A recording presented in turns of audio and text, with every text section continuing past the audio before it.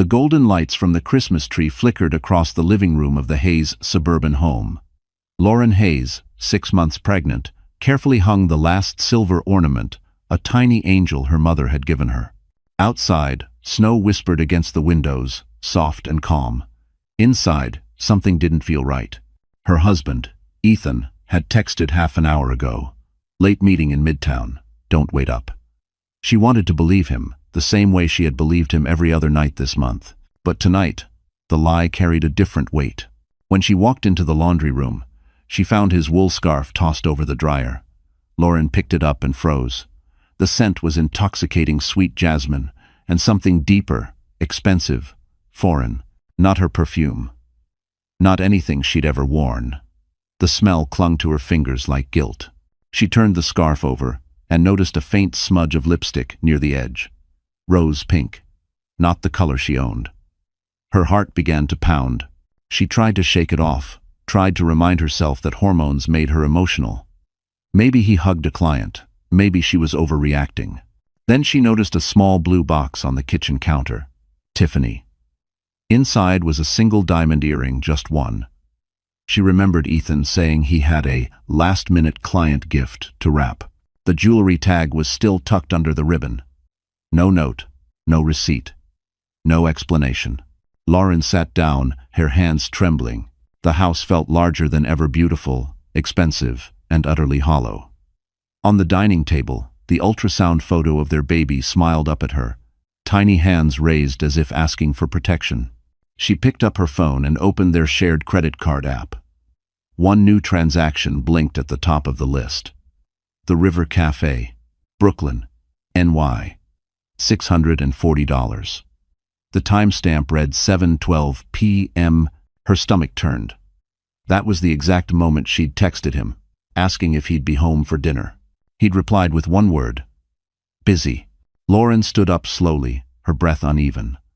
Through the window, the lights from neighboring houses shimmered in the snow, families gathering, laughter echoing faintly through the night. She wrapped her coat around her belly and whispered, "Not tonight." She grabbed her car keys. The reflection in the hallway mirror startled her, a pale face, wet eyes, and a strength she didn't know she had. As she stepped into the freezing night, her phone buzzed again. It was Ethan. "Don't wait up," he'd written again. Lauren looked at the message, then at the glowing skyline in the distance. Her lips trembled, but her voice came out calm. "You'll wish I did." She had no idea that tonight's drive would change everything, and that her revenge had already begun. Snow was falling hard over the Manhattan Bridge, turning the city into a quiet storm of silver and white. Lauren gripped the steering wheel tighter, her breath fogging the windshield of her old Toyota Camry. Her heart thudded louder than the wipers. Every streetlight reflected off the icy asphalt like broken glass. She wasn't sure if she was trembling from cold or fear or both. Her phone buzzed again on the passenger seat. A message preview flashed across the screen. "Table for 2, Mr. Cole. Confirmed at 7 p.m. The River Cafe." The restaurant's name glowed like a cruel joke. That wasn't her reservation. But it was his last name. Ethan's. She pulled into a parking spot near the East River.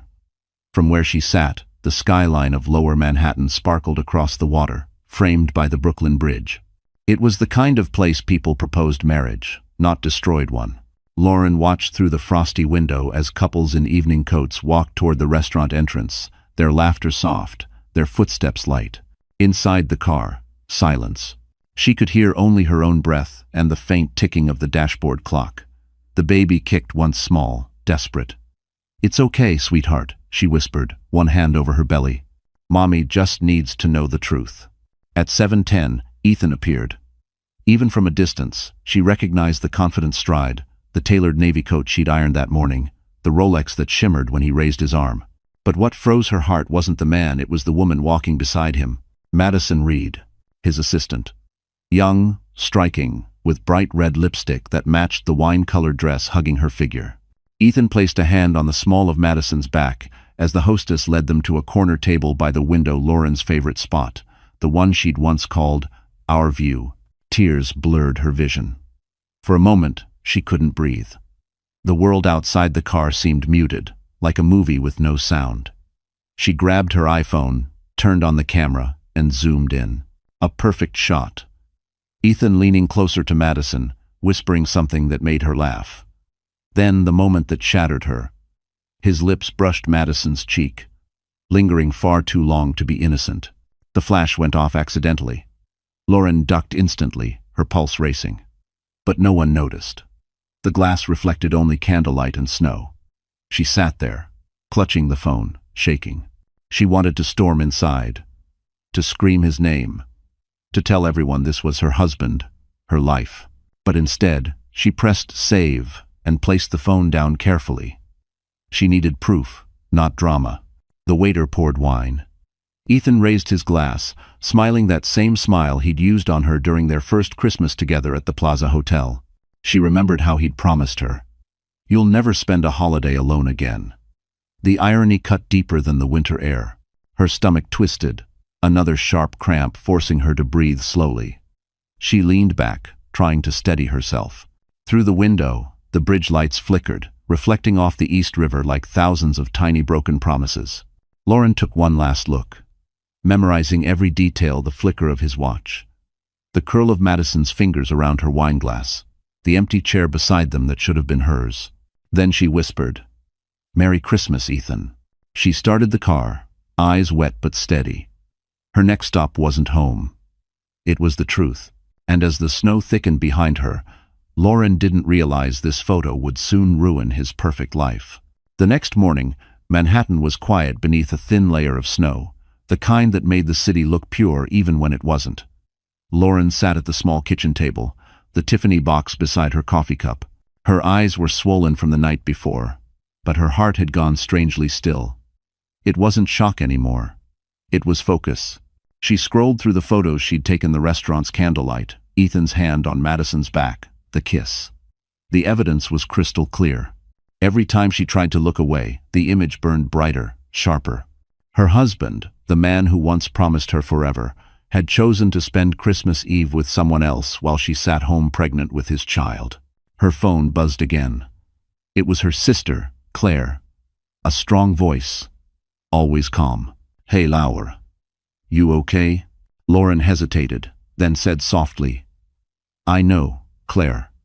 I saw him." Silence. Then Claire's tone hardened. "You need to hear something before you do anything. Ethan called me last week about refinancing the house. He said you agreed." Lauren blinked. "Refinancing? What? I didn't sign anything." "That's the problem," Claire said. "He took out a new loan against the house. I checked the documents your signature's forged. He's draining your equity, Lauren. He's planning to sell." The words hit like a punch. Ethan hadn't just betrayed her heart. He was taking everything. Their home, their savings, even the future she'd built for their baby. Her vision blurred. "He's stealing from me," she whispered. Claire's voice dropped. "You need to move quickly. I'll connect you with a family lawyer and a realtor I trust, Leon Wu. Don't confront Ethan yet. Get your finances safe first." Lauren hung up, her mind spinning. She opened her laptop, checking the joint account. The balance was nearly zero. Every payment this week, luxury hotels, designer stores, restaurant bills. Her name was still on the account, but her control was gone. For a long minute, she stared at the blinking cursor of her banking app, breathing slowly. Then something inside her shifted. She wasn't the naive woman who decorated Christmas trees and waited for her husband anymore. She was a mother fighting for her child's safety. When Ethan came home that evening, the smell of whiskey entered before he did. "Hey, baby," he said, pretending everything was fine. "You look tired.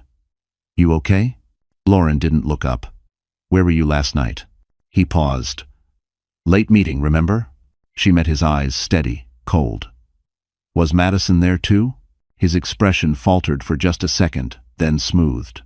"She's my assistant, Lauren. Don't start." Lauren slid her phone across the counter. On the screen, the photo glowed under the kitchen light, Ethan kissing Madison at the River Cafe, his face drained of color. "You're being dramatic," he stammered. "Am I?" she asked quietly. "Did you forge my name too, Ethan?" He froze. For the first time, he realized she knew everything. But instead of screaming, she just stood, picked up the Tiffany box, and handed it to him. "You left this out," she said. "Maybe give it to her other ear." 1. He opened his mouth to speak, but she walked past him, calm and terrifyingly silent. Upstairs, she locked the bedroom door and whispered to herself, "You think you're ahead, Ethan, but you've already lost." Outside, snow began to fall again quietly, mercilessly. The storm was only beginning. The next day, the air in Manhattan carried that crisp winter bite that felt clean but cut deep. Lauren rode the elevator up to the 24th floor of the Park Avenue office tower where Ethan worked. The mirrored doors reflected a woman she barely recognized, pale face, neat bun, calm fury burning behind her eyes. She wasn't there for a scene. She was there for confirmation. In her coat pocket sat the flash drive Claire had prepared. Inside it were screenshots of bank transfers, forged documents, and the photo of Ethan kissing Madison. Her hands trembled slightly as she clutched the drive. Beside her, an older man in a gray suit offered a polite smile. "Big meeting?" he asked. She returned the smile faintly. "Something like that." When the elevator doors opened, the lobby gleamed in glass and chrome. Receptionists in black blazers moved like clockwork, and the smell of espresso lingered in the air. She spotted Ethan through the glass wall of his office, relaxed, charming, laughing with two partners. And then she saw her. Madison, dressed in a fitted beige dress, leaning casually against his desk, whispering something that made him grin.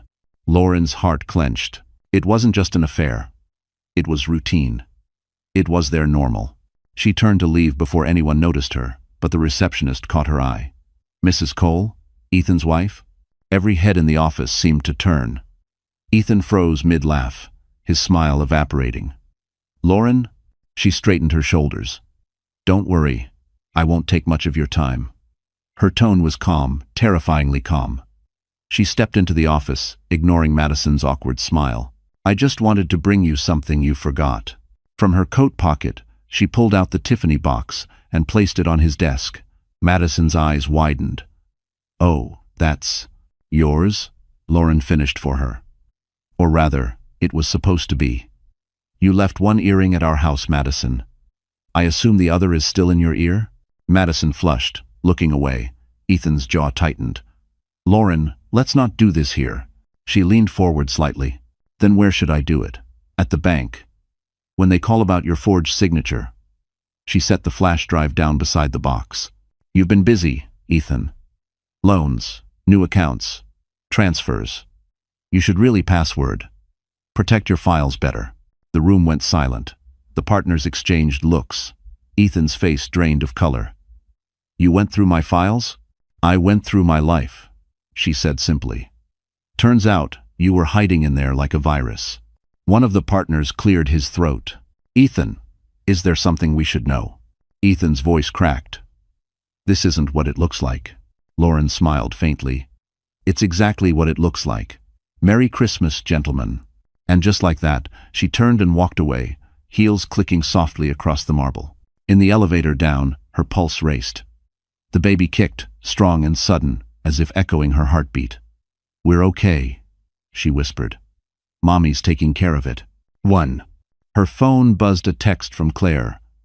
"Leon says he's ready to move. Call him tonight. The house sale can be done in 48 hours if you sign the authorization." Lauren looked out through the glass as the elevator descended, the Manhattan skyline stretching beneath her. Somewhere between the twinkling lights and the falling snow, something inside her shifted. She wasn't scared anymore. She was ready. And as she stepped into the cold air of Park Avenue, she knew the next time Ethan saw her, it would be too late for mercy. Lauren sat in the corner booth of a small cafe in Soho, steam from her latte curling into the cold air. The city outside was loud and indifferent, but she felt strangely calm, like the storm inside her had settled into quiet precision. Her phone lit up with a new message from Claire. "Leon Wu is expecting your call. He's discreet and fast. Don't tell Ethan anything yet." 1. She dialed immediately. A confident male voice answered. "Leon Wu speaking." "This is Lauren Hayes," she said, lowering her tone. "Claire mentioned you could help me sell my house, quietly." Leon's voice was steady, businesslike, but kind. "Yes, Mrs. Hayes. I specialize in private listings. I'll need your authorization forms and a few details about the property. May I ask why you're in a rush? Lauren hesitated, then exhaled. Because my husband plans to sell it without my consent. There was a pause. Then we'll make sure he doesn't. 2 hours later, she met Leon at his downtown office, sleek, minimalist, with a view of the Hudson River. He was sharp in a dark suit, but his tone was warm. You'll need to sign an electronic power of attorney to give me full authority to sell. I can list the property under an anonymous holding to protect your identity. Lauren opened her MacBook Air, her fingers trembling as she reviewed the e-documents. If I do this, Ethan can't stop the sale? Leon shook his head. Once the papers are notarized, no. The house is half yours legally. You'll control the deal. She signed every page, her heartbeat steady. The final click echoed in her ears like the sound of a door closing behind her. Leon smiled faintly. You've just taken your first step back. That night, Ethan came home late again. He smelled of cologne and expensive whiskey, his coat dusted with snow. Lauren was sitting by the fireplace, laptop open, pretending to browse baby furniture. Hey babe, he said casually, dropping his keys. I've been thinking. Maybe we should rent the house out after the baby's born. You know, get some extra income. Lauren kept her eyes on the screen. That's a smart idea, she said softly. He smiled, relieved. You see, we're on the same page again. But in her mind, she was already picturing Leon uploading the private listing to his buyer network at dawn. Her home was no longer his weapon. It was her escape hatch. Later that night, while Ethan snored upstairs, Lauren sat at the kitchen table signing the final e-notary confirmation. The flickering firelight cast shadows across her face, not of weakness, but awakening. A notification pinged. Listing received. First offer expected within 24 hours. She leaned back and stared at the Tiffany box still lying on the counter. She opened it one last time, took out the diamond earring, and dropped it into her coffee cup. The sound of it hitting porcelain was soft but satisfying, like burying something that should have never existed. She whispered to herself, You took my trust, Ethan. Now I'm taking your foundation. Upstairs, Ethan turned in his sleep, oblivious. He would wake the next morning thinking he still owned everything, the house, the money, the control. But by the time he poured his first cup of coffee, Leon Wu would already have 3 buyers lined up, and Lauren Hayes would be one step closer to freedom. And when the house sold, it wouldn't just pay her bills, it would fund her revenge. It was just after midnight when Lauren woke to the sound of thunder. The storm had rolled in from the river, wind pressing against the windows of the Westchester house like restless hands. She sat up, uneasy. The power flickered once, twice, then went out completely. For a moment, there was only the sound of rain. Then silence. She reached for her phone, the screen glowing faintly in the darkness. Ethan wasn't home, again. She'd stopped asking where he was. Every night came with a new lie. Client dinner, last-minute drinks, traffic. But tonight, something felt different. The silence wasn't empty. It was listening. She stepped carefully down the hallway, her hand brushing the wall for balance. Her belly was heavy, her breath short. A faint metallic sound came from downstairs, the sound of a door handle moving. Her pulse spiked. Ethan, she called, her voice trembling. No answer. The sound came again, louder this time, a slow creak from the front door. She clutched her phone, ready to call 911, but then she remembered the spare key Ethan had once given Madison for emergencies. The realization cut cold. No, she whispered. She grabbed the nearest thing, a flashlight, from the kitchen drawer and inched toward the noise. The front door stood half open, rain splattering the floor. But no one was there. Just the empty night, the wind, and the faint echo of her own fear. Then another sound, a knock from upstairs. Not loud. Deliberate. Like knuckles against wood. Lauren froze. Hello? She said again. Still nothing. The baby kicked hard this time.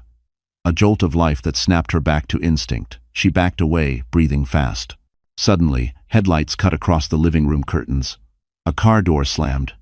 Then a familiar voice yelled, Lauren, are you okay? It was Danny, her neighbor. Relief hit like oxygen.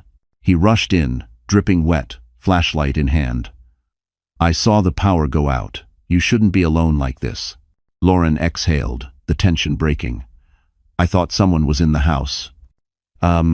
Danny moved quickly through each room, checking every corner. "Doors were unlocked," he said when he returned. "You gotta start keeping them bolted. You can't trust." He stopped, noticing the Tiffany box on the table, the papers on the counter, the stack of bank forms. "Trouble?" She gave a tired smile. "Let's just say the fairy tale's over." He nodded, silent for a beat, then gently. "If you ever need help, you don't have to ask twice." When he left, Lauren double-locked the door, then sank onto the couch. The storm had passed, but her heart was still pounding. She reached for her phone and, almost by instinct, opened her photos again. The picture of Ethan and Madison shimmered in the glow. It didn't hurt like before. It burned with clarity. She whispered, "You can have him, Madison, but I'll take everything else." 1. Lightning flashed outside, illuminating the framed wedding photo on the mantel, Ethan smiling, hand on her shoulder. Without thinking, she lifted it and dropped it face down into the trash. The glass cracked, echoing through the room. When the lights flickered back to life, she felt it that quiet, defiant calm. She wasn't the woman waiting for someone to come home anymore. She was the woman who'd learned how to lock the door herself. And upstairs, her baby kicked again, a reminder that she wasn't fighting alone anymore. Christmas morning arrived gray and cold. The storm had passed, leaving the world silent beneath a thick coat of snow. Lauren stood at the window, her reflection faint in the glass. She wasn't wearing makeup. Her face was pale, almost translucent, but her eyes were alive, sharp, unshakable. The house was too quiet. No Christmas music, no laughter, no husband pretending to love her. Ethan hadn't come home the night before. His phone had gone straight to voicemail, and Lauren didn't bother leaving a message. She didn't need an explanation anymore. She needed closure. She poured herself a cup of coffee, then opened the drawer that held the final envelope, the divorce packet Claire had prepared weeks earlier. The top page read, "Petition for dissolution of marriage." Her name, his name. The end of everything that used to be us. As she flipped through the pages, her eyes landed on a quote she'd written for herself at the top in pencil. "Don't beg for love. Reclaim your peace." She smiled faintly. Time to do exactly that. Her phone buzzed with a text. "Ethan. Merry Christmas. Staying in the city tonight. Don't wait up." Lauren laughed out loud, a sound that startled even her. "Perfect," she murmured. She opened her laptop, logged into the escrow portal Leon had created, and signed the final confirmation. The house was officially under contract, all funds wired directly to her private account. Ethan had no clue. By the time he realized, she'd be long gone. She printed the divorce papers, placed them in a sleek manila folder, and set it on his desk. Beside it, she left his Mont Blanc pen, the one he'd used to sign fake contracts and forged signatures. Poetic justice. Then she reached for a blank sheet of paper. Her handwriting was calm, deliberate. "Ethan, you spent Christmas Eve with your mistress, while your pregnant wife waited at home. I'm not angry anymore. I'm free. By the time you read this, the house will be sold, the account secured, and your lies documented. You wanted a fresh start. Now you have it alone. Lauren." She folded the letter neatly, slipped it beneath the pen, and stood back. The baby kicked again, gentle but firm, as if saying go. She walked through the house, one last time, the living room still smelling faintly of pine and cinnamon, the tree lights blinking softly. She touched the baby blanket on the couch, the one she'd knitted on nights when she still believed in forever. She left it behind. At the door she paused, glancing once more at the framed wedding photo. Ethan's smile looked plastic now, hollow. She whispered, "Merry Christmas, Ethan. You finally got what you wanted, no witnesses." Lauren zipped up her coat, grabbed her suitcase, and stepped outside. The air hit her like ice, but it felt cleaner than it had in years. She loaded the luggage into her car, brushing snow from the windshield. Across the street, Danny watched from his porch, coffee mug in hand. "You heading out?" he called. She nodded. "Yeah. Time for a new address." He smiled. "Good for you. Drive safe, okay?" Lauren smiled back. "Always." As she drove away, the house disappeared behind a curtain of snow. The road ahead was long, uncertain, but it was hers. When Ethan returned later that afternoon, drunk and smug, he'd find nothing left, not the wife he'd broken, not the home he'd claimed, only the papers and the pen. And the letter that would end his perfect little world. 2 days after Christmas, the city looked washed clean, but Lauren knew better. She was sitting in Claire's apartment in Upper West Side, the divorce papers officially filed, the house deal finalized. Leon had texted her that morning. Funds cleared. Transfer complete. The money was safe. For the first time in months, she could breathe. She cradled a mug of peppermint tea, the baby's gentle kicks pulsing under her sweater. Claire sat opposite, scrolling through legal documents. He'll get the notice by tomorrow, she said. Once it's served, he can't touch a thing. 1. Lauren nodded, staring out the window.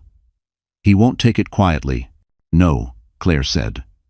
But let him try. That afternoon, Lauren's phone lit up. Ethan calling. She stared at the screen, her throat tightening. Claire frowned. Don't answer. But Lauren did. Lauren.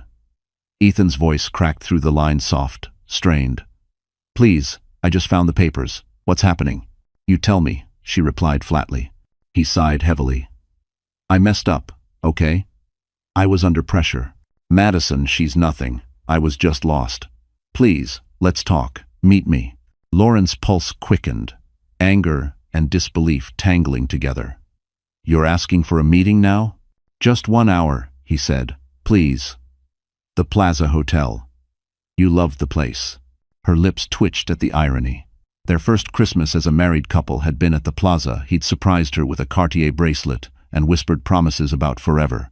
Now he wanted to meet there to beg for forgiveness. Claire shook her head, mouthing, "Don't do it." But Lauren said, "Fine." 1 hour. When she arrived, the lobby glittered with chandeliers, gold garlands, and the faint scent of Dior perfume. Ethan was already there, sitting by the marble fireplace in his tailored gray coat. He looked tired, almost human. "Lauren," he said, standing quickly. "You look good." She sat, folding her hands. "What do you want, Ethan?" He exhaled. "Another chance. I can fix this. I'll end things with Madison. I'll come home. We'll start fresh, for the baby." Lauren's eyes softened just enough to make him believe. "You'll end it with her?" "I already did," he lied. She leaned forward, voice calm. "Then why is your phone still registered to her number? The one she used for your business accounts?" He froze. "I know everything, Ethan," she continued. "The forged signature, the fake sale, the offshore transfers. You didn't just cheat on me, you tried to erase me." He swallowed hard, eyes darting around. "I can explain. You always can." She slid a flash drive across the table. "Here, it's all your files. Every illegal transfer. Consider it my parting gift." He picked it up slowly. "You're not giving this to the police." She smiled faintly. "Not yet. You've got 1 night to decide whether to confess or let me do it for you." Ethan's eyes flashed between guilt and panic. "Lauren, please don't ruin me." She stood, adjusting her coat. "You already did that yourself." As she walked out of the Plaza's lobby, her heart pounded. Claire was waiting in a black Mercedes by the curb. Lauren climbed in, shaking slightly. Claire asked, "You gave him the fake drive?" Lauren nodded. "He thinks it's the only copy." Claire smirked. "The real one's in my safe. By the time he realizes, he'll already be digging his own grave." And it flew. Lauren stared out at the city lights, shimmering against the snow. For the first time, revenge didn't feel heavy. It felt justified. And inside the Plaza, Ethan opened the flash drive, unaware that his next move would destroy everything he still thought he controlled. The next morning, New York was buzzing again. The holiday calm was gone. Offices on Park Avenue and Wall Street were alive with traders, investors, and executives chasing numbers. Ethan Cole walked through the glass doors of his firm with forced confidence, wearing his most expensive navy suit and the Rolex that now felt like armor. He hadn't slept. His conversation with Lauren at the Plaza replayed in his mind like a broken record. He'd spent half the night combing through his laptop, panicking over what she might have found. Now, he carried the flash drive she'd given him in his jacket pocket like a ticking bomb. At 9 a.m., his boss, Richard Chambers, called an emergency meeting in the boardroom. The firm's top partners gathered around the long glass table, faces tense. A projector screen glowed at the front with the headline from the Financial Post: Cole and Baxter partner under ethics investigation. Insider trading allegations emerge. The blood drained from Ethan's face. "What the hell is this?" he muttered. Richard turned to him sharply. "That's what we'd like to know." Compliance received an anonymous tip with detailed records, bank transfers, false invoices, client payoffs. Every file points to your name. Ethan's pulse roared in his ears. "That's insane." "I didn't—" Richard cut him off. "Save it. The SEC is already reviewing the materials. They'll be in touch by end of day. Until then, you're suspended." A murmur spread through the room. Ethan gripped the edge of the table, his voice shaking. "Who sent it?" Richard's eyes narrowed. The tip came from a burner account. Signed simply, L.H. Lauren Hayes. Ethan stumbled back, realization hitting like a blade. The flash drive, the files. She had set him up. Meanwhile, across the city, Lauren sat in a cafe near Bryant Park, stirring her latte with steady hands. She wore a simple gray coat, her belly now round beneath the fabric. She watched snow fall against the tall windows, calm amid chaos. Her phone buzzed a message from Claire. "News broke. He's under review." "We did it." Lauren exhaled, half relief, half disbelief. "It's finally happening," she whispered. At the firm, Ethan stormed out, phone pressed to his ear. "Madison, where are you?" Her voice came through the speaker, sleepy, irritated. "At the apartment?" "Why?" "They're investigating me," he hissed. "Someone leaked everything, our files, the transfers." "Did you tell anyone?" "What files?" Madison said, confused. "You're scaring me." He didn't answer. He hung up and hailed a cab, mind spinning. Back at Madison's apartment, Lauren's photo still glowed on the kitchen counter, the one she'd texted Madison anonymously the week before, the proof of Ethan's lies. "You're not the first. You won't be the last." By noon, every finance blog and corporate Twitter account had picked up the story. Ethan's reputation built over a decade was dissolving in real time. His phone wouldn't stop ringing. Investors pulled out. Clients demanded answers. Lauren scrolled through the news quietly. She wasn't gloating. She was breathing again. Justice wasn't loud. It was slow, patient, precise. Her phone rang. Leon Wu. "Lauren, the buyer's confirmed transfer. You'll receive the full payment tomorrow. You're officially independent." She smiled faintly. "Thank you, Leon, for everything." When she hung up, her reflection in the window looked different, not fragile, not afraid. She whispered to herself, "He built his empire on lies. It's only fair it collapses the same way." Back on Park Avenue, Ethan stood in the cold, watching security escort him out of the building. Cameras flashed from across the street. His perfect life, his perfect image, gone in a single morning. And somewhere across Manhattan, the woman he underestimated was sipping her coffee, watching his empire burn, one headline at a time. By evening, Manhattan was lit in neon and chaos. Wall Street had already chewed Ethan up and spit him out. Every finance network had his face on screen, disgraced partner under SEC investigation. The words scrolled beneath his photo like a permanent stain. Lauren watched from Claire's apartment, the TV casting blue light across the room. She didn't smile. She didn't cry either. She simply sat there, the mug of chamomile tea cooling in her hands. Claire entered quietly, carrying her laptop. "The SEC froze his corporate accounts this afternoon," she said. "And his company just announced a leave of absence. He's finished, Laure." Lauren nodded, still staring at the screen. "I thought I'd feel happy," she murmured. "But all I feel is tired." Claire placed a hand on her shoulder. "You've been surviving on adrenaline for months. This is what the calm feels like." Lauren turned the TV off. "He'll come after me. Then we'll be ready." Across the city, Ethan sat alone in a cheap midtown hotel room. The curtains were drawn, the air stale with old whiskey. Madison had left hours ago after another screaming match. "You said you'd protect me," she'd cried before slamming the door. He'd tried calling her since, but she'd blocked his number. Now, only his phone's endless buzzing kept him company: reporters, lawyers, creditors. And in the center of it all was the flash drive Lauren had given him. He'd opened it earlier, expecting leverage, but it contained nothing but one short video clip. He played it again. Lauren's voice filled the room. Calm, steady, devastating. "You wanted power, Ethan. You lied, cheated, and stole to get it. I wanted peace. I just needed to prove you never deserved me or this family. Merry Christmas." Ethan hurled the laptop across the room. The screen cracked, but the video's echo lingered. He pressed his palms against his temples, shaking. His empire was gone. His money frozen. His name ruined. Lauren's phone buzzed. It was a message from an unknown number. "You destroyed me. Are you proud?" She typed back only 2 words. "You started it." Then she blocked him. Later that night, she lay awake in the guest room, watching snow fall through the window.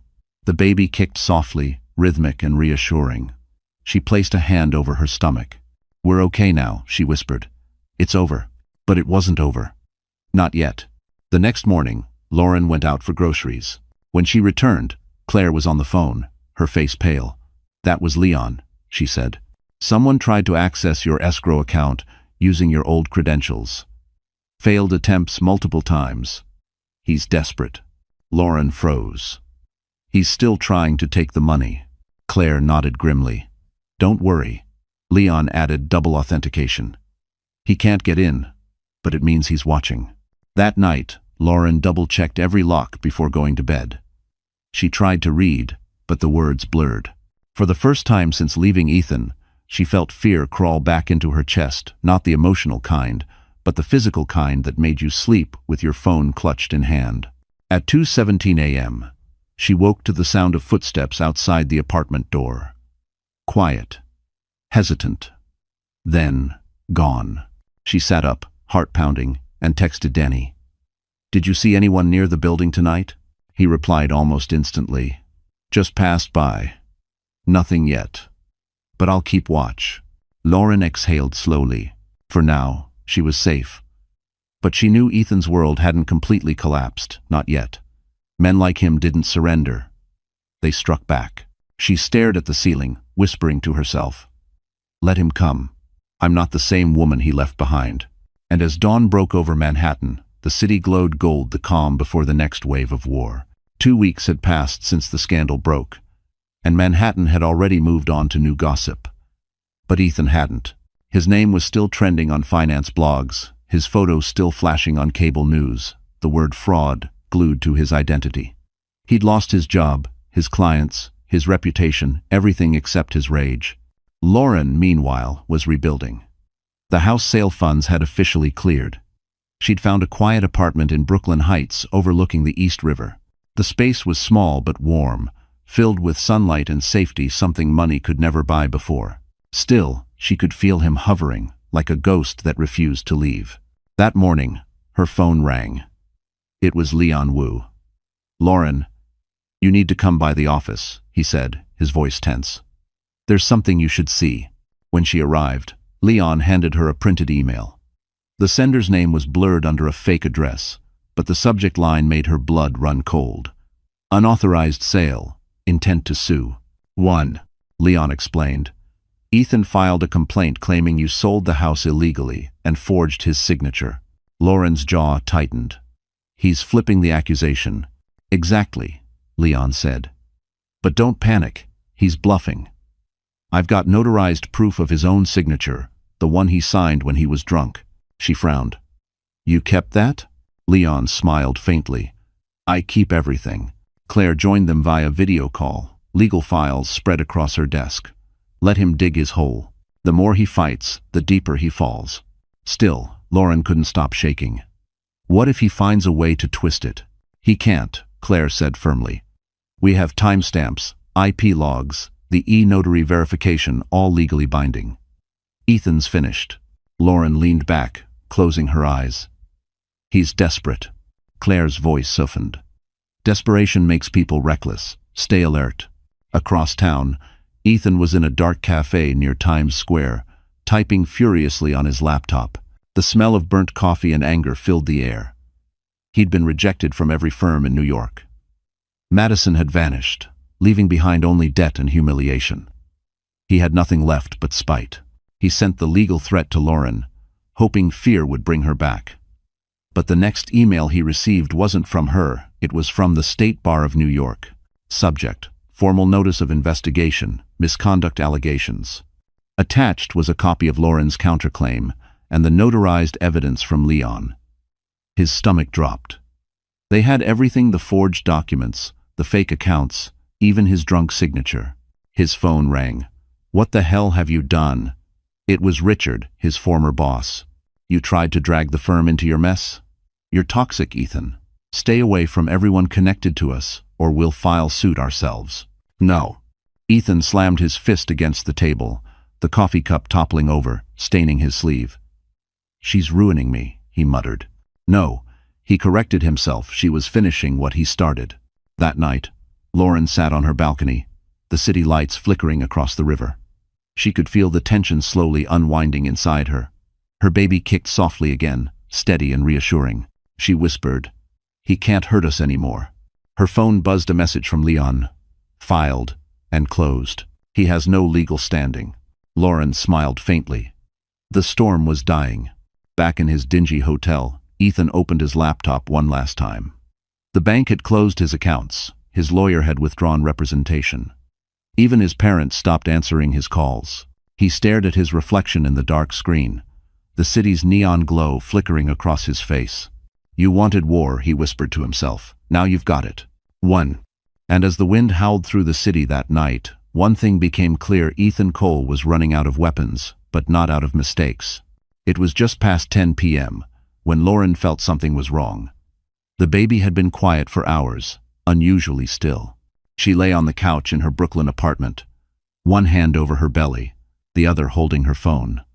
Outside, the winter wind whipped against the window panes, rattling them like restless spirits. She texted Dr. Patel. "Baby hasn't moved much today. Should I worry?" The reply came quickly. "Drink something cold, lie on your left side. If you don't feel movement in 20 minutes, go to the ER." Lauren opened the fridge, poured a glass of orange juice, and sat by the window.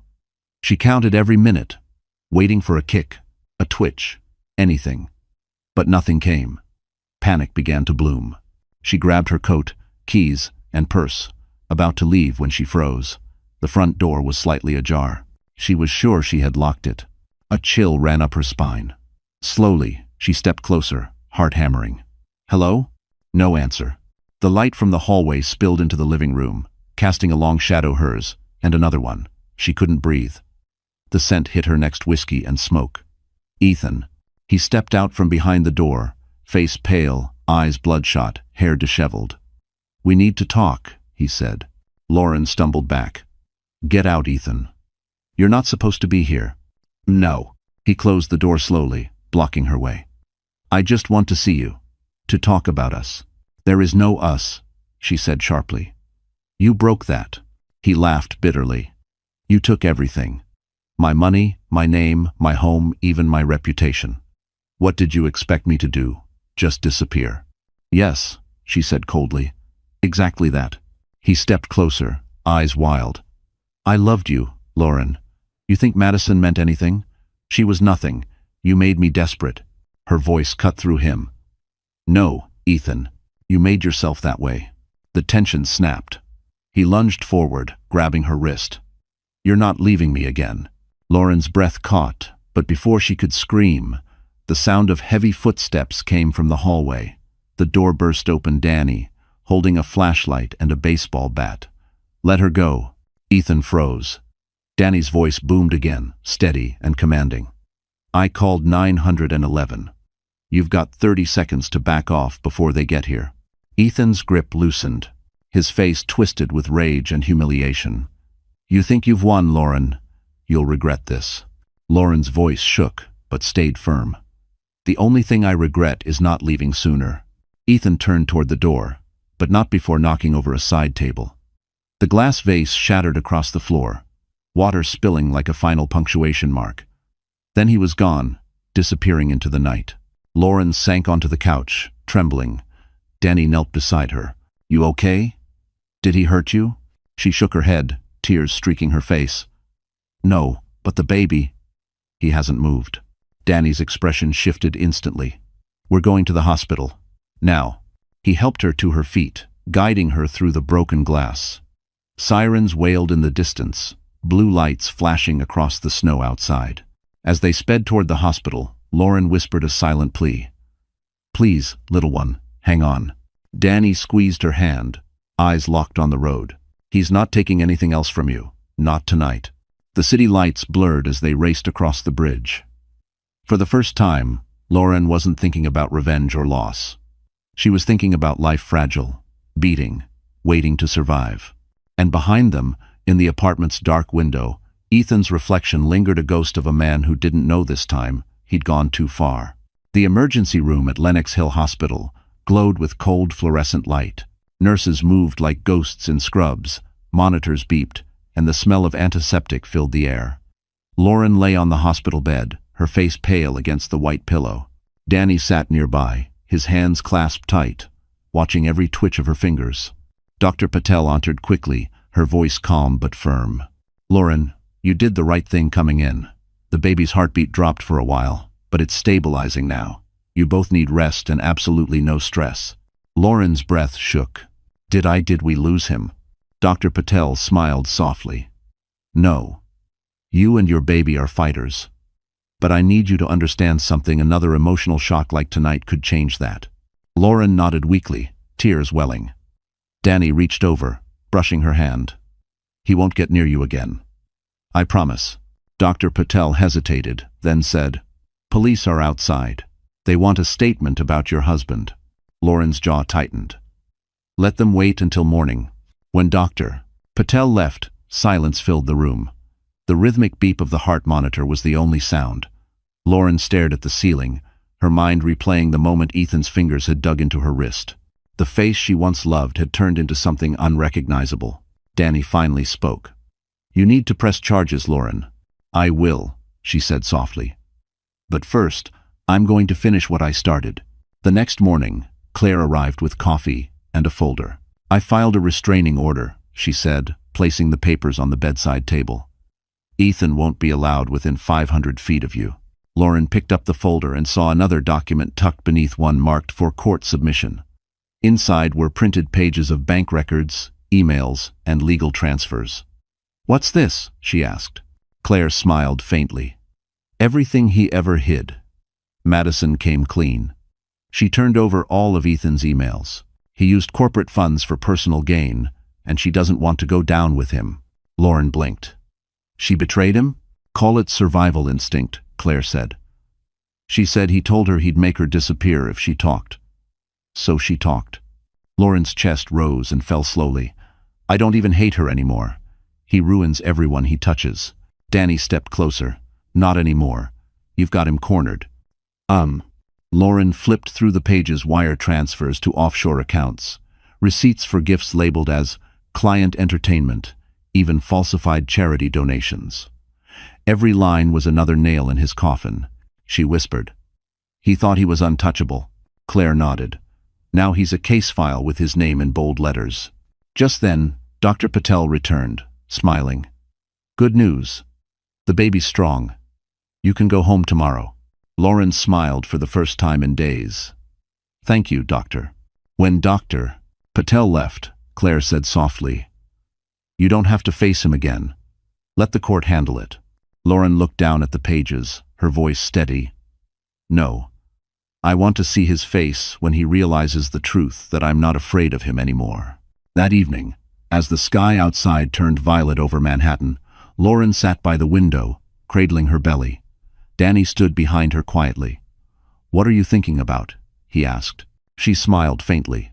About how lies always look beautiful until the light hits them. He nodded, his gaze soft. You're stronger than you know. Lauren turned toward him, meeting his eyes for the first time, really meeting them. For the first time, she felt safe. And while the city below moved on with its noise and lights, a new truth settled inside her. Ethan Cole's time was running out, and this time, she wasn't fighting alone. The first week of January brought biting cold and icy sidewalks glittering under the Manhattan Sunday. Lauren was back home in her Brooklyn apartment, wrapped in a wool blanket, her baby safe and strong. Dr. Patel's words still echoed in her mind. No stress.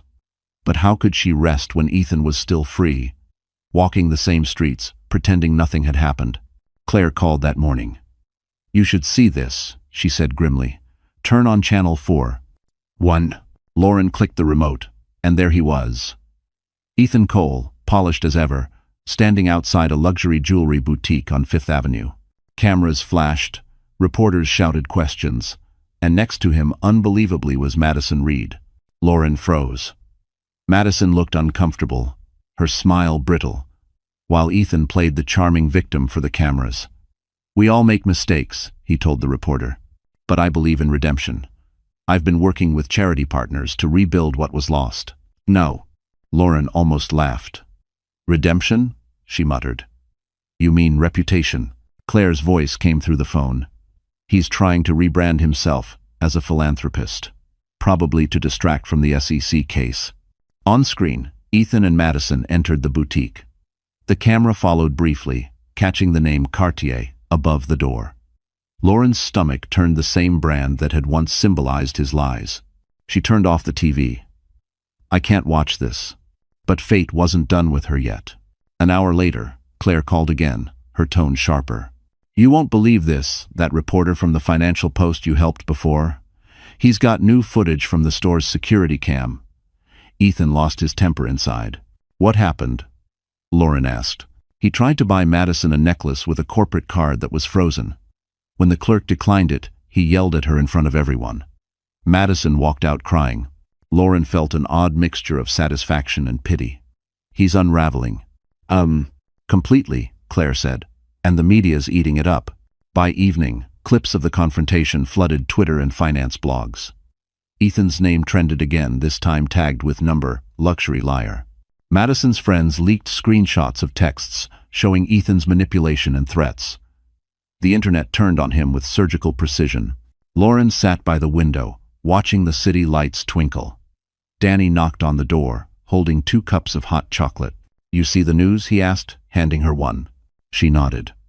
Yeah. It's strange. I thought watching him fall would make me feel vindicated. But it just feels sad. Danny took a sip, studying her quietly. That's because you've already moved past him. He's still trapped in the mess he made. She smiled faintly. You always know what to say. He shrugged. Firefighter instincts. We're good at walking into chaos and pulling people out. Lauren chuckled, then fell silent. Her gaze drifted to her reflection in the window. She didn't see the frightened woman she used to be. She saw someone surviving, someone rebuilding. That night, a final headline hit every screen in the city. Ethan Cole, under criminal review. Madison Reed cooperates with federal investigation. Lauren's phone buzzed again, a message from Madison herself. I told them everything. I'm sorry for my part in this. He's dangerous. Be careful. Lauren stared at the message for a long time, then typed back.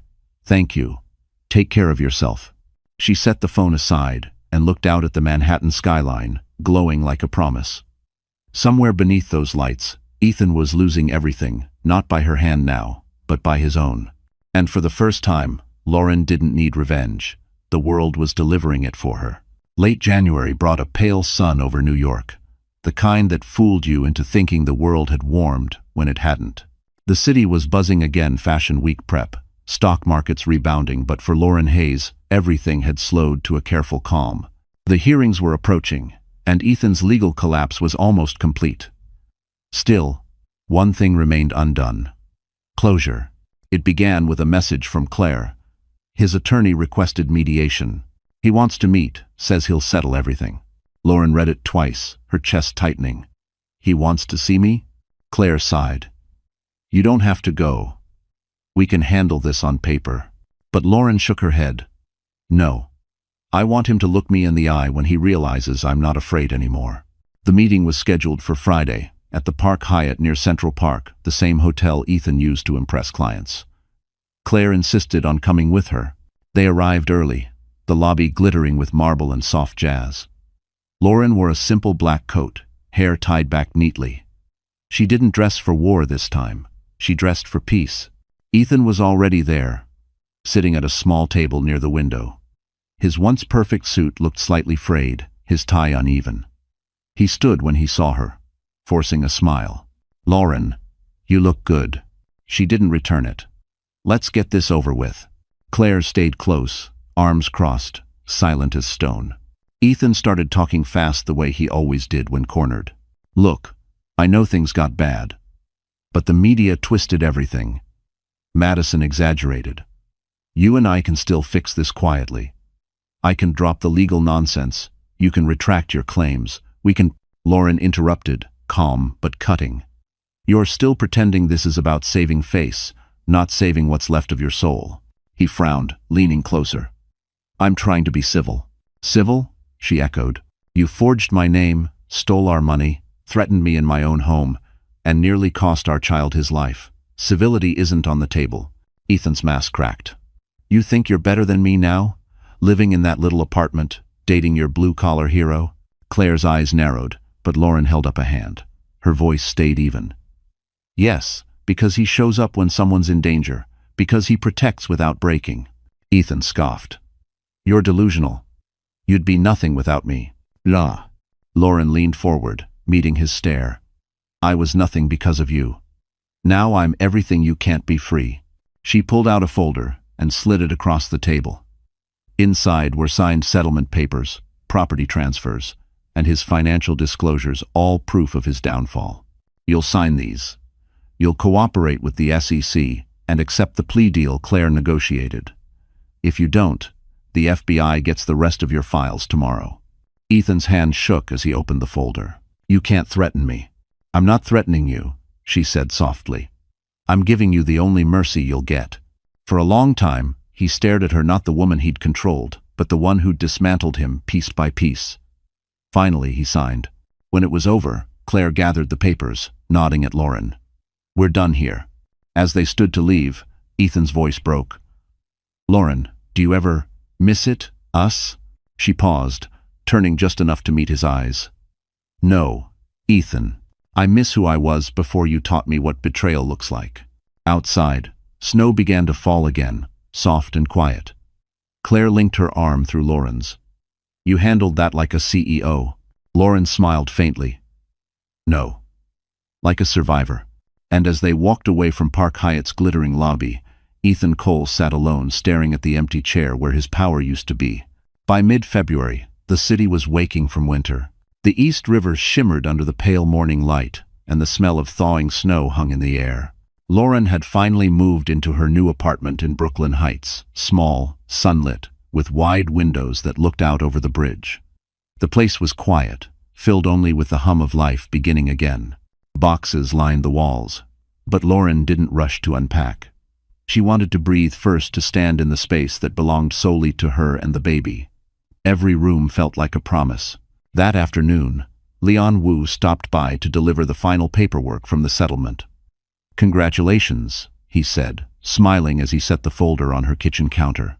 "The transfer's complete. Ethan can't touch a penny." Lauren signed the last page, her hands steady. "Thank you, Leon. You've been incredible through all of this." He chuckled. "You'd be surprised how many women rebuild stronger than the men who tried to break them." After he left, Lauren opened the balcony door. Cold air rushed in, carrying the faint scent of river salt and fresh coffee from the cafe below. She leaned against the railing, one hand resting on her belly. The baby kicked gently, as if sensing her peace. Her phone buzzed a text from Danny. "Can I stop by? I've got something for you." She smiled. "Sure." Doors open.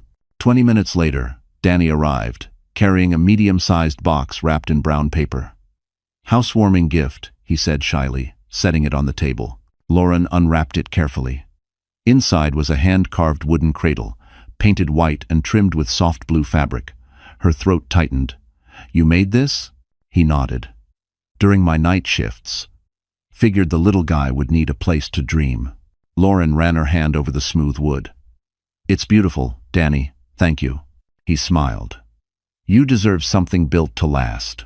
They stood there for a moment, the silence warm and unspoken. Through the window, the skyline stretched wide and glowing. Lauren turned to him, her voice soft. "I didn't think I'd ever feel safe again. Danny's gaze was steady. Safety doesn't come from walls, Lauren. It comes from people who stay. Something flickered in her chest, something she hadn't allowed herself to feel in months. Hope. They spent the evening assembling the cradle, laughing over misplaced screws and uneven legs. When they finally finished, Lauren sat back on the floor, exhausted, but smiling. "You know," she said, "it's not perfect." Danny grinned. "Neither are we. But it'll hold."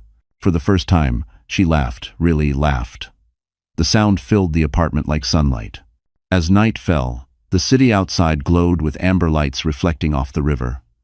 Lauren poured 2 mugs of tea and handed one to Danny. "Do you ever wonder how people start over after losing everything?" He thought for a moment. "They don't start over," he said. "They start different, stronger, smarter, with better company." Lauren nodded, her eyes glistening. "Then maybe this is my different." Danny smiled. "It suits you." Later, after he left, she stood on the balcony again, the baby's kicks rhythmic against her palm. She whispered, "We're okay now, sweetheart. We're home." 1. Below, the city kept moving, taxis, laughter, life. But for Lauren Hayes, time slowed, softened. She wasn't surviving anymore. She was living. And for the first time since that fateful Christmas Eve, she looked toward tomorrow not with fear, but with quiet, certain joy. March arrived with cold rain and gray skies, washing the glitter off Manhattan. The city that once adored Ethan Cole had turned on him completely. His name had become shorthand for greed and deceit whispered in boardrooms, mocked on talk shows, dissected in finance podcasts. Every article carried the same words: embezzlement, manipulation, betrayal. Lauren read the latest headline while sipping tea in her new apartment. Former Wall Street partner under federal investigation, new evidence from whistleblower. She didn't need to guess who the whistleblower was. Madison Reed had given the feds everything. Claire called moments later. "It's official," she said. "The FBI filed charges. Wire fraud, falsifying financial statements, perjury. They've got him cornered." Lauren exhaled slowly, her heart oddly calm. "So it's really happening." "Court dates in 2 weeks, Claire said. "He'll probably plead out, but he's finished. His assets are frozen, his career's gone, and," Claire paused, "he's facing prison, Lauren stared out the window at the rain streaking the glass. Then justice isn't just a word anymore. How? Across the city, Ethan was unraveling. His hotel had kicked him out for non-payment, and the luxury apartment he'd tried to hide under a shell company was seized by the court. Madison had cut all contact after testifying, and the friends who used to toast champagne with him on rooftops now ignored his calls. He sat in a cheap diner on 9th Avenue, hunched over a cup of black coffee. The waitress avoided his eyes. Even strangers seemed to know his story. He turned on his phone, desperate for distraction. But the first notification hit like a blow, a viral video titled, "The Rise and Fall of Ethan Cole." The clip opened with images of him smiling beside Madison at the River Cafe, then cut to screenshots of court filings and news headlines. Over it all played his own voice from an old interview. "Integrity is everything in business." He shut the phone off, gripping it until his knuckles went white. "This isn't over," he muttered. But it was.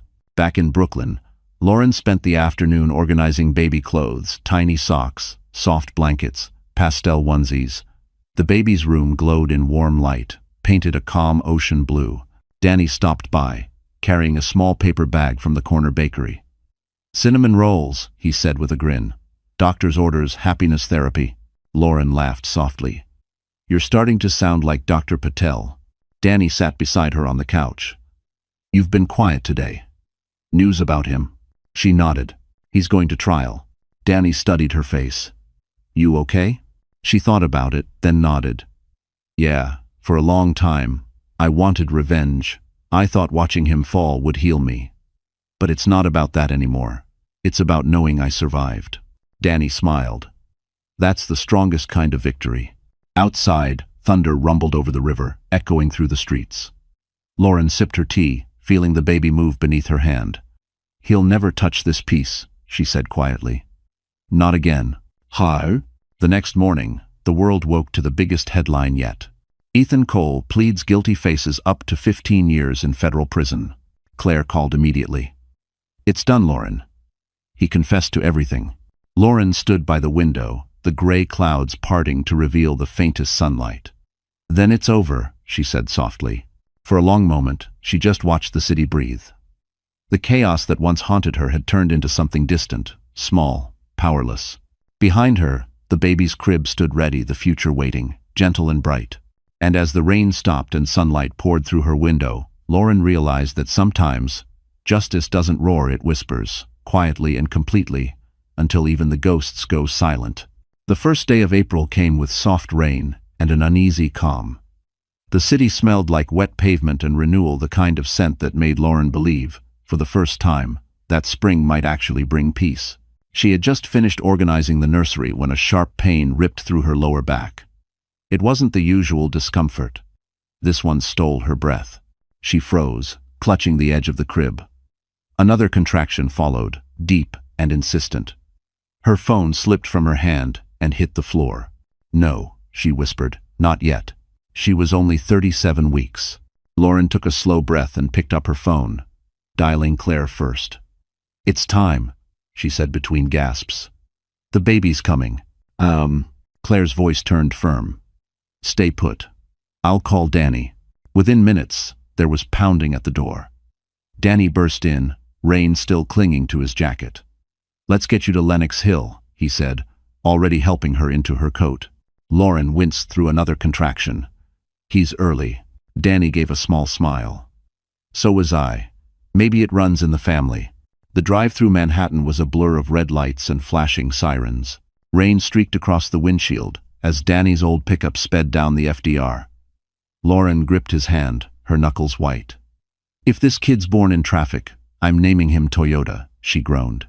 Danny laughed. "Then let's make sure he's born in a hospital instead." At Lenox Hill, nurses rushed her into labor and delivery. The world became a whirl of voices, monitors, and bright light. Dr. Patel appeared, calm as ever. "Deep breaths, Lauren. You're strong. He's almost here."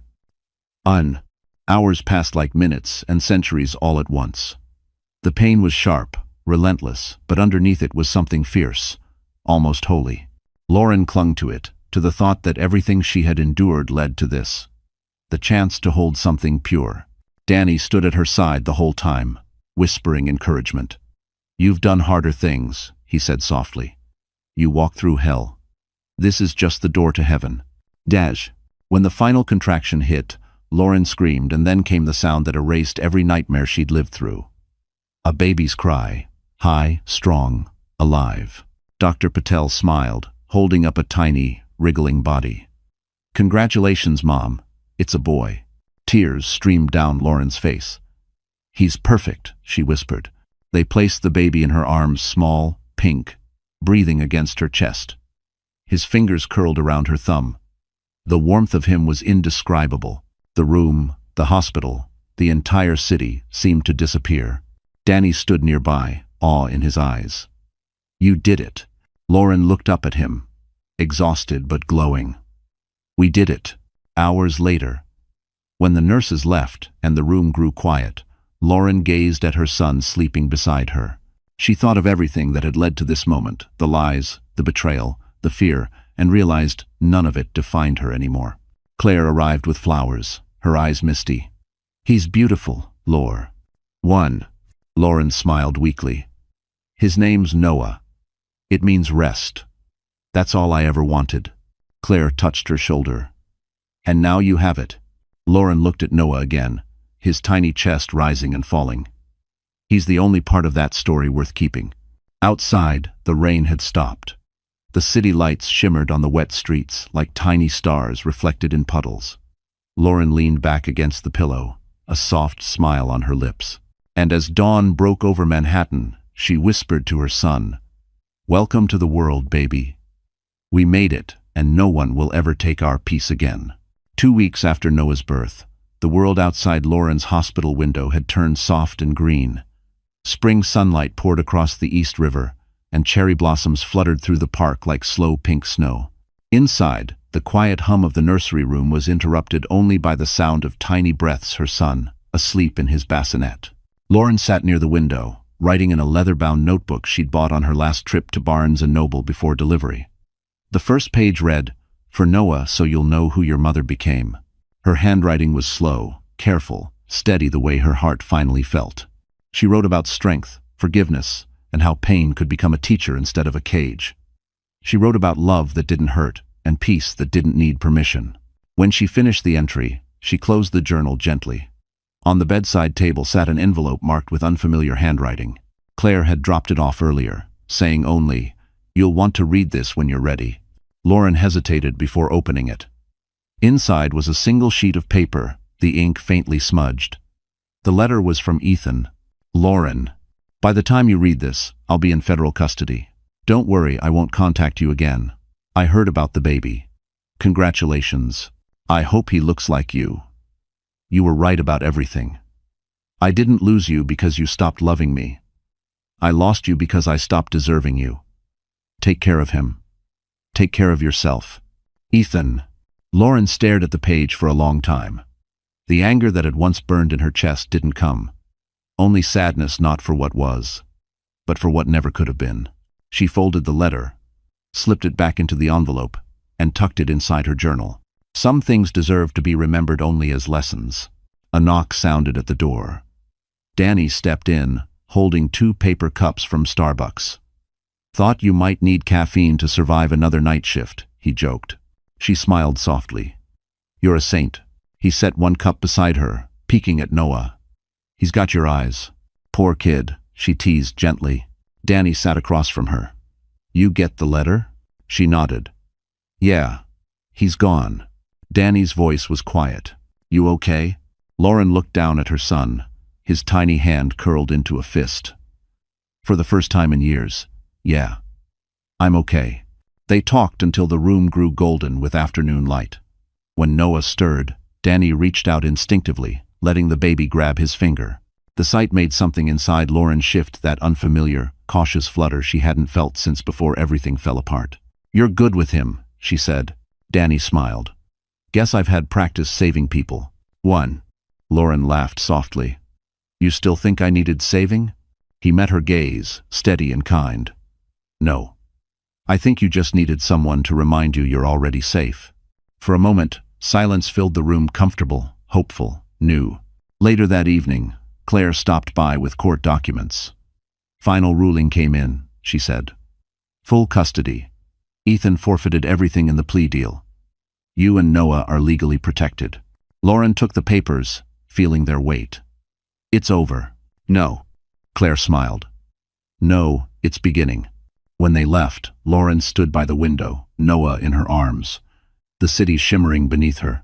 She whispered to her son, "We made it through the storm, baby. We don't have to look back anymore."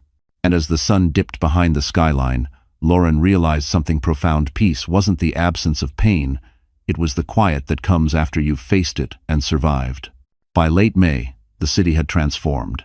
Central Park bloomed with tulips and laughter, the air warm and filled with the smell of roasted chestnuts and espresso. Lauren pushed Noah's stroller along the path, his small head resting under a pale blue hat. Every step felt lighter, every breath easier. She had survived the storm and stepped into sunlight. Life had shifted into a gentle rhythm. Mornings with bottles and lullabies. Afternoons spent working remotely on interior design projects. Nights filled with the steady sound of Noah's breathing beside her bed. Peace wasn't loud. It was ordinary, and it was everything she had once prayed for. That afternoon, Claire met her at the River Cafe for lunch, the same place where Ethan's betrayal had once destroyed her. Now, she chose it deliberately, as a quiet act of victory. The glass windows glowed with sunlight, the Manhattan skyline reflecting across the East River like liquid gold. Claire smiled as she slid into the booth. "You sure you want to eat here?" Lauren nodded. "It's just a restaurant now. It doesn't get to own my memories anymore." They ordered coffee and salads. Claire handed over an envelope. "It's official. The court closed the case this morning. You're free, financially and legally." Lauren took the papers, her chest rising with relief. "I can't believe it's done." Claire leaned forward. "So what now? You've got a beautiful baby, a career again. Your peace back. What's next?" Lauren smiled faintly. "Maybe happiness." As they finished lunch, A familiar voice spoke from behind her. Lauren Hayes. She turned, and there was Danny, holding a bouquet of white lilies. He looked nervous in a clean gray suit, his hair slightly damp from the spring drizzle. "I hope I'm not crashing," he said with that easy half-smile. Lauren blinked. "Danny? What are you doing here?" Claire grinned and stood. "I'll take the hint. You two need a minute." She kissed Noah's forehead and slipped out. Danny slid into the seat across from her. "I was at the firehouse nearby. Figured I'd risk showing up uninvited." Lauren laughed softly. "You've never needed an invitation." He hesitated, then pushed a small box across the table. Inside was a delicate silver bracelet, engraved with two initials, L and N. "For both of you," he said quietly. "You've been through enough endings. Maybe it's time for a beginning." Lauren's eyes filled with tears. "Danny, He shook his head gently. "No pressure. Just think about it. You don't have to be alone anymore." The air between them stilled, tender, fragile, honest. Noah stirred in his stroller, cooing softly, as if giving his tiny blessing. Lauren wiped her eyes and smiled. "You know what the funny part is? For the longest time, I thought survival was my happy ending. But maybe it's this. Choosing something real." Danny's voice was soft. "Then choose it. M." Later that evening, they walked along the river, the skyline glowing in shades of pink and gold. Lauren pushed Noah's stroller while Danny walked beside her, their hands brushing once, then again until finally, she didn't pull away. As they reached the edge of the pier, she looked out over the city that had once been her battlefield. The wind carried the faint scent of spring blossoms. She turned to Danny, her voice gentle but sure. "You know, the last time I was here, I thought my life was over." He smiled. "And now?" Lauren looked down at her son, then back at him. "Now, I think it's finally beginning." Danny slipped his arm around her shoulders. "Then let's make sure this chapter's worth reading." She laughed, leaning into him as the sun sank behind Manhattan. And for the first time in a long time, Lauren Hayes didn't feel broken or lost. She felt home. Because justice had been served, love had returned, and peace, at last, had chosen to stay. So, that's how the story ends, my wonderful friends. You're still here, aren't you? If you've made it all the way to this moment, it means something in this story touched your heart, maybe softly, maybe deeply, and that's the beauty of it. Because Lauren's journey isn't just about betrayal or revenge, it's about rediscovering strength when life shatters. Marcus Aurelius once wrote, "You have power over your mind, not outside events.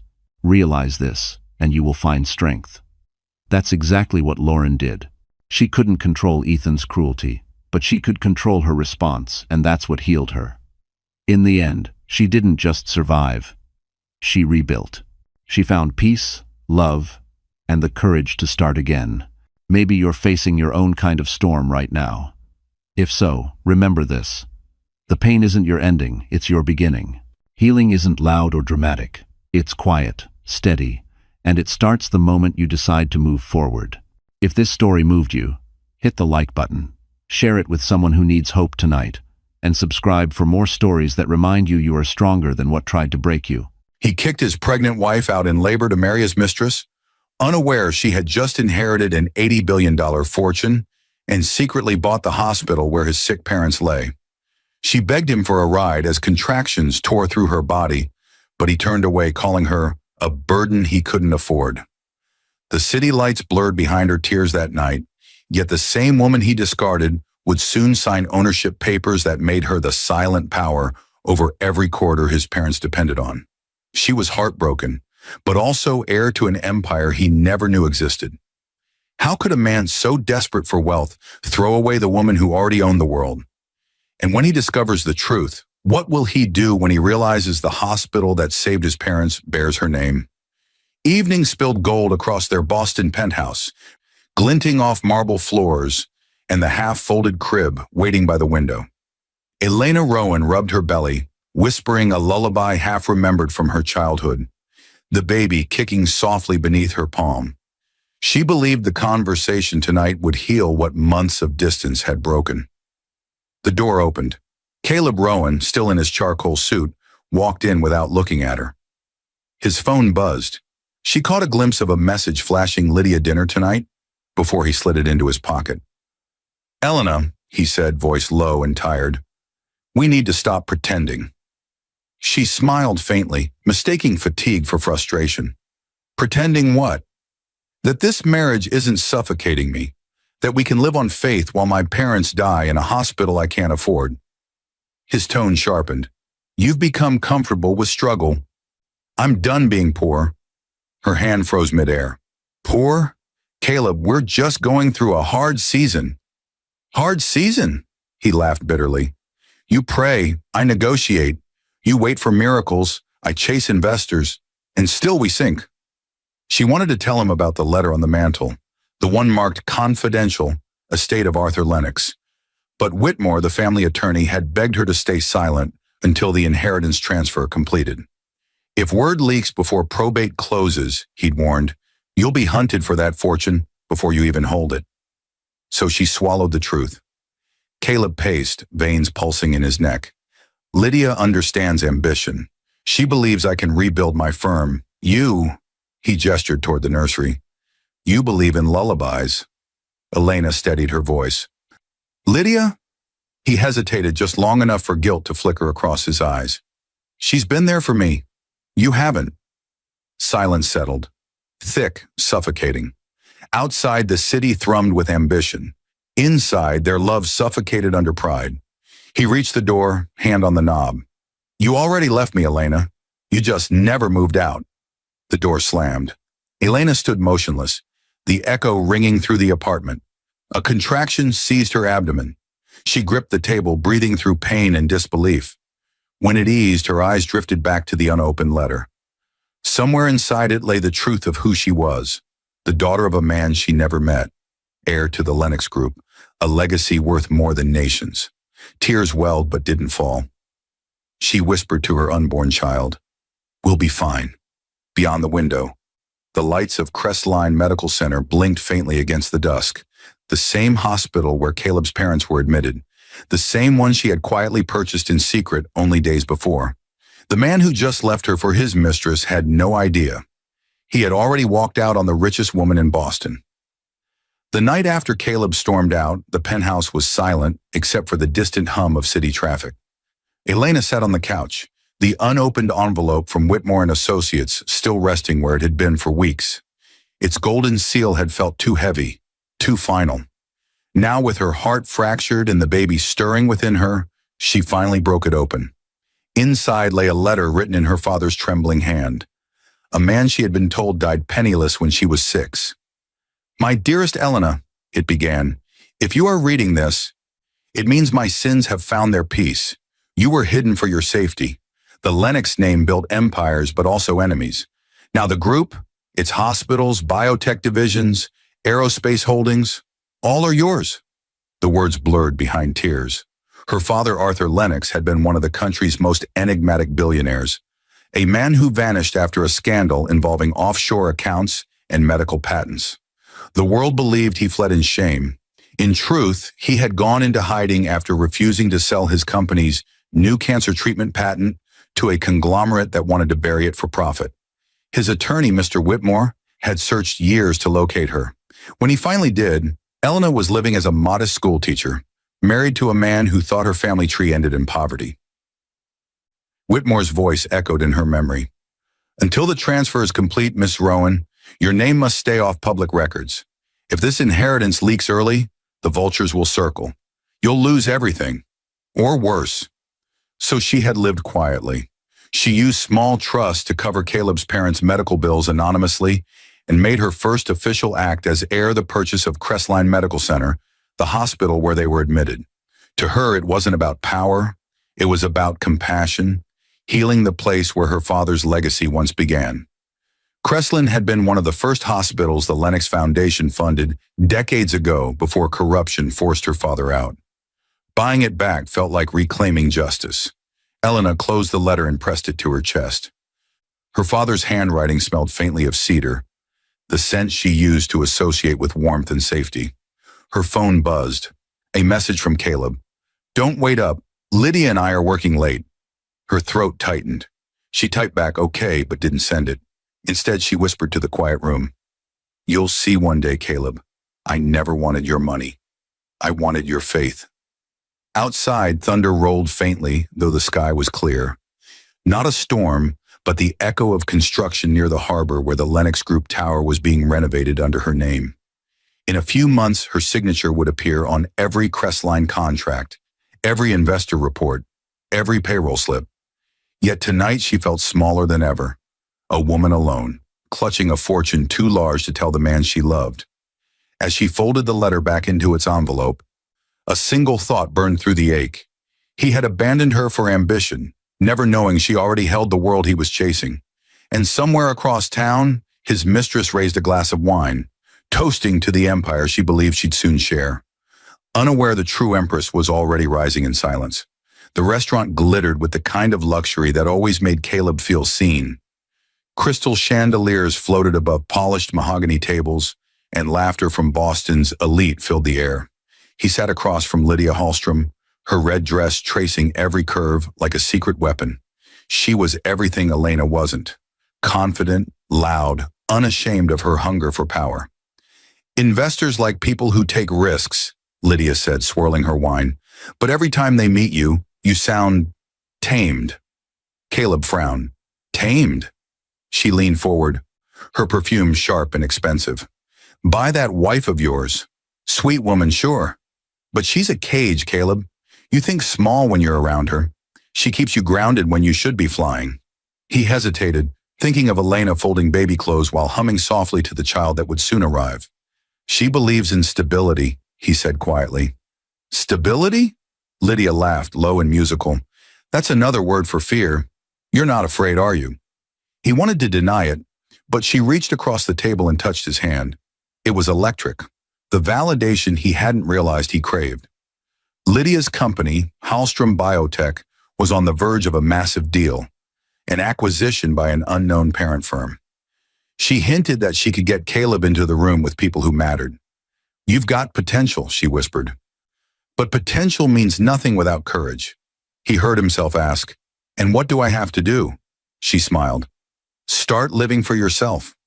That night, as Lydia slept in the soft glow of her penthouse, she sent a quick email to an unknown contact at Lennox Group, confirming the upcoming buyout. "Our board is ready," she wrote, "but who exactly is this new owner pulling the strings?" No one replied. The silence that followed would later haunt her, because the name she sought was Elena Rowan Lennox. Across town, Elena sat alone in her apartment. She'd left the penthouse after Caleb's outburst, choosing quiet over conflict. Her hands trembled slightly as she reviewed hospital management reports Mr. Whitmore had sent. Under the newly acquired Crestline Medical Division, she noticed a familiar name buried in a partnership list, Hallström Biotech. She blinked, unsure if it was coincidence or irony. "Lydia Hallström," she whispered, reading the name twice. A subtle storm began to rise inside her. She didn't know the full truth yet, but something told her Lydia's presence in their lives was no accident. She called Whitmore. "Mr. Whitmore, about one of our subsidiary partners, Hallström Biotech, who handles their contracts?" "I'll look into it immediately," he said, sensing her unease. When the call ended, Elena stood at the window, watching city lights ripple against the Charles River. Caleb's betrayal had cut deep, but Lydia's name now pulsed like a quiet warning in her mind. The baby kicked again, harder this time. She placed her hand on her belly, whispering, "We'll survive this storm." And somewhere downtown, Lydia poured herself another glass of wine beside Caleb and said softly, "One day this city will belong to us." If only she knew, it already belonged to the woman she had just mocked. Rain hadn't been forecast, yet droplets began streaking across the penthouse windows as if the sky itself mourned. Elena sat on the edge of their bed, suitcase half-packed, hospital bag ready. She was 38 weeks along, contractions light but rhythmic now. She'd texted Caleb twice. "I think it's starting." No reply. By midnight, pain began to ripple deeper. She grabbed her phone again. Still no answer. Her breathing grew uneven, her knuckles white against the sheets. She whispered to the unborn child, "Hold on, sweetheart. Daddy will be here soon." Across the city, Caleb sat in Lydia's loft, the skyline gleaming behind them. The table was cluttered with champagne glasses and takeout boxes. Lydia leaned against him, her voice low, honey-laced. "She'll be fine. She always is," she murmured, sliding her hand across his chest. "You can't save everyone, Caleb. Not your parents, not her, but you can save yourself." He hesitated, guilt flickering like static, but it faded under the warmth of Lydia's skin. He told himself Elena would call a cab, that hospitals had people for that. He told himself this was his new beginning. When his phone buzzed again, Lydia's hand covered it. "Not tonight," she whispered. "Tonight, you choose you." Elena's breath came in ragged bursts now. Her face glistened with sweat as she shuffled toward the door. Every contraction felt like a wave crashing against bone. She called Caleb one last time. This time he answered, voice tight. "What is it now, Elena?" Her voice cracked. "Caleb, please, my water just broke. I need you." There was a pause, long enough for her to hope. Then, "Take the bus, Elena. I'm done pretending this marriage still exists." The call cut off. The phone slipped from her fingers. She stared at it, disbelieving, before another contraction bent her double. For a moment, she almost screamed his name. Instead, she grabbed the suitcase handle and whispered through clenched teeth, "We're going to be okay." She managed to hail a taxi outside the building. The driver, an older man with kind eyes, helped her inside. "Which hospital, ma'am?" "Crestline. Please, hurry." As the car sped through slick streets, she pressed a trembling hand to her belly. The pain was unbearable now. Yet through it, she saw flashes.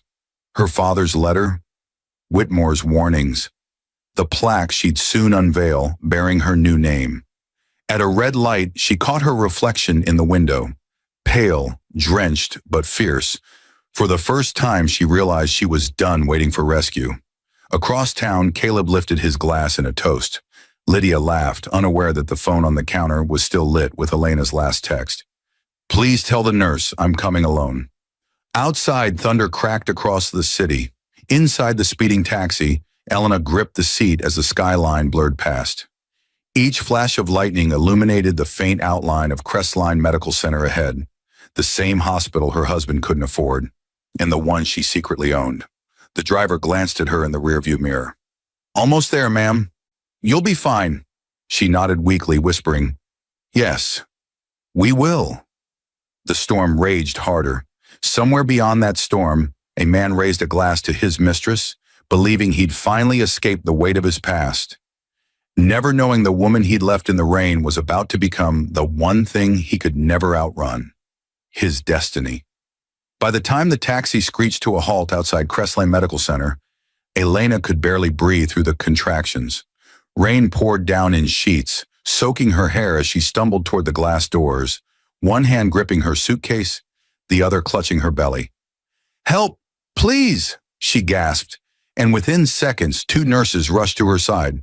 "Ma'am, it's okay. You're safe now," one said, guiding her into a wheelchair. "You're going to be fine. Just breathe." They didn't know that the trembling woman before them, clothes clinging to her body, face pale with exhaustion, was their new employer. Her name hadn't yet appeared on the official Crestline ownership bulletin. To them, she was just another patient in pain. In room 407, the soft hum of medical machines filled the air. The nurse checked her vitals while another adjusted the IV. Elena clenched her jaw through another contraction, eyes darting to the framed plaque on the wall. Crestline Medical Center, a Lennox Group institution. She almost laughed through the tears. Her father's legacy was everywhere, from the sterile blue walls to the heartbeat monitors designed by one of his old subsidiaries. "Is your husband on his way?" the nurse asked gently. Elena hesitated, then whispered, "No, it's just me." The nurse nodded with quiet understanding and squeezed her hand. "Then we'll be your family tonight." Hours blurred into minutes. Pain came and went like tides, breaking through her with relentless rhythm. Each time she remembered Caleb's voice, "Take the bus, Elena," and pushed harder, not out of anger, but out of defiance. When the baby's cry finally filled the room, she wept, not from pain but from relief. A nurse wrapped the tiny boy in a white blanket and placed him in her arms. He was small, perfect, alive, Proof that some miracles come from the very moments that nearly destroy us. She whispered, "Welcome home, little one." The nurse smiled. "Have you chosen a name?" "Elijah," she said softly. "It means the Lord is my strength." Outside the room, a passing orderly paused to read the hospital's daily memo pinned on the board. A line printed in bold. "Effective next quarter, Crestline Medical Center officially transitions under the sole ownership of Lennox Group Holdings." He didn't notice that the woman whose name would soon appear on that document was the one giving birth just a few doors away. As dawn crept through the blinds, Elena cradled Elijah and stared at the rising sun over the Boston skyline. The same skyline her husband once called his empire to be. "Someday," she whispered to the newborn, "you'll know that your first breath came in a place your father thought we couldn't afford."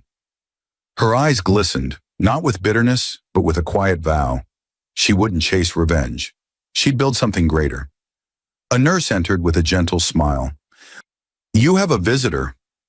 Elena's heart raced. For a moment she thought maybe Caleb had come after all. But it wasn't him. It was Mr. Whitmore, holding an envelope and a solemn smile.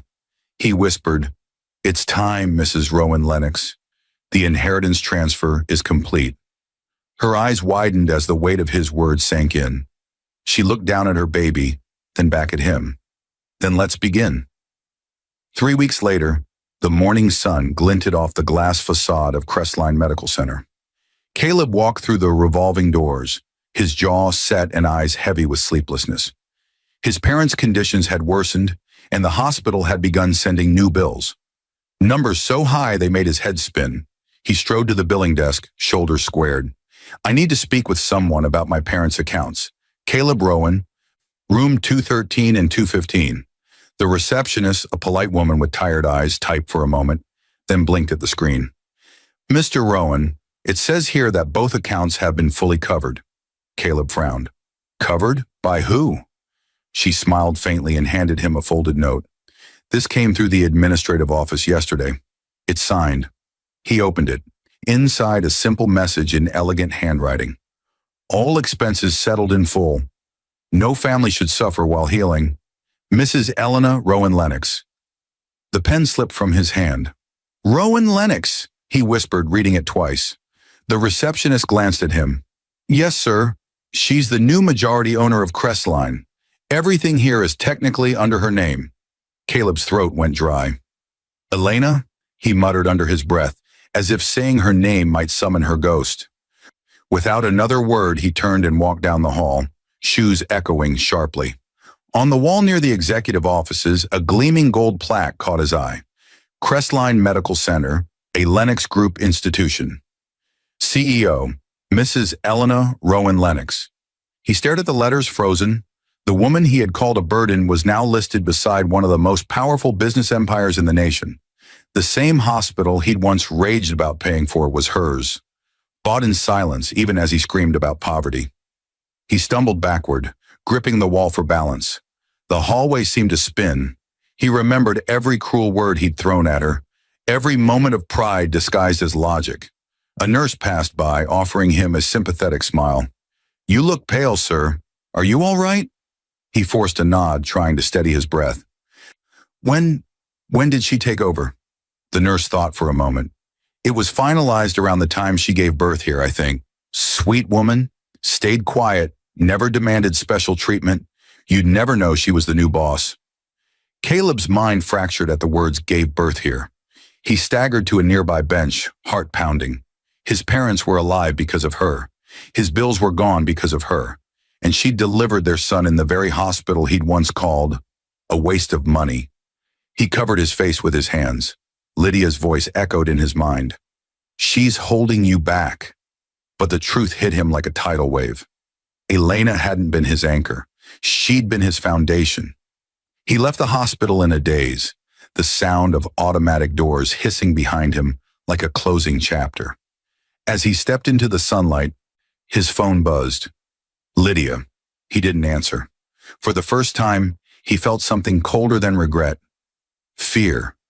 Because if Elena had truly become what that plaque said she was, then every world he'd tried to build with Lydia now stood under her shadow, and she hadn't even spoken yet. 2 days after the discovery, Caleb sat at his kitchen table staring at the letter Mr. Whitmore's courier had left at his door. His hands trembled as he unfolded it. The handwriting was unmistakable, elegant, deliberate, Elena's. Caleb, you once told me love was measured by what we build together. You built walls. I built bridges. You wanted freedom from the weight of me. I wanted peace from the noise of pride. I've paid your parents' bills not to shame you, but because love, real love, doesn't stop when vows are broken. I don't need revenge. I already have everything I once prayed we could share. Take care of them. That's my final gift. Elena Rowan Lennox.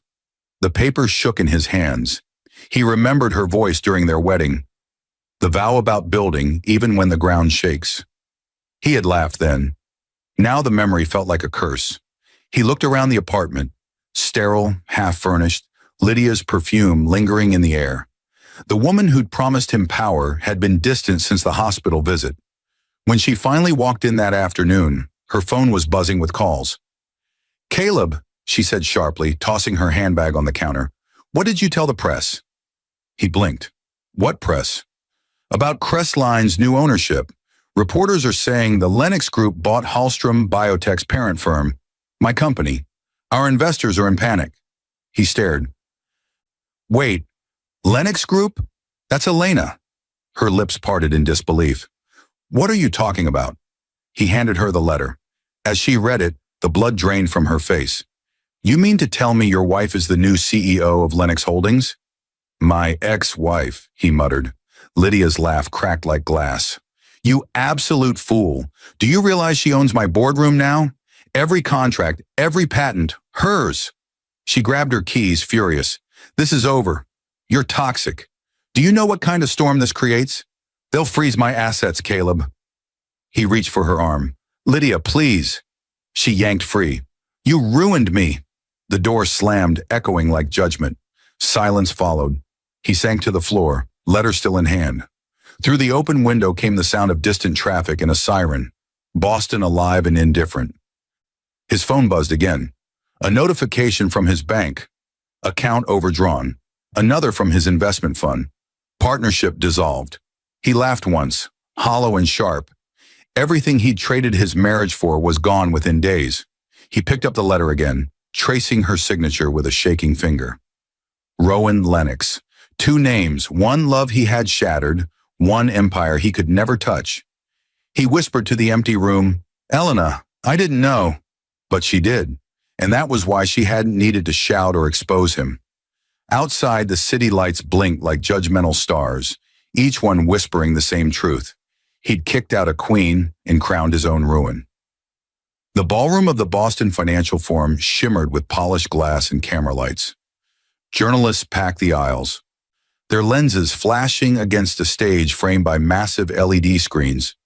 The banner overhead read, Lennox Group Holdings, Rebuilding Tomorrow's Healthcare. Caleb stood at the back of the room, blending into the crowd. He hadn't meant to come, but curiosity had dragged him here. He told himself it was about business, not emotion, but his stomach twisted when he saw Lydia Homeℹ 2 rows ahead, seated with a stiff smile that failed to hide her panic. Rumors had spread like wildfire over the last week. Lennox Group, the same global conglomerate that had acquired her biotech company, was hosting its first public event under its mysterious new CEO. No one yet knew her name. Then the lights dimmed. From the wings of the stage, Elena Rowan Lennox stepped into view. The crowd murmured. Caleb froze. For a moment, the noise vanished. The clicking of cameras, the rustle of papers, even his own heartbeat. She wore a sleek black suit, her hair pinned neatly, her expression serene but unyielding. The woman he'd left for being too ordinary now radiated power that filled the room. Good evening, she began, her voice steady, melodic, carrying the quiet authority of someone who no longer needed to prove anything. For decades, healthcare has served profit more than people. The Lennox legacy began with compassion. Tonight, we restore that legacy. She paused, letting the silence draw the audience closer. My first initiative as CEO, she continued, is a $20 billion fund to expand patient access, especially for families struggling with medical debt. I know what it feels like to watch someone you love suffer in a hospital bed. No one should ever have to choose between healing and survival. Her gaze flicked briefly toward the crowd, just long enough for her eyes to meet Caleb's. The contact lasted less than a heartbeat, but in it he saw everything: pain, memory, forgiveness, and something colder: resolution. Lydia shifted in her seat, whispering into her phone, but every word from Elena's lips drowned her out. Many of you know me as the quiet daughter of Arthur Lennox, Elena continued, but I stand here not because of inheritance, but because I refuse to let pain turn me cruel. This company, these hospitals, will no longer measure value in wealth, but in healing. Applause erupted. The cameras flashed wildly. Caleb's eyes burned as realization sank deeper.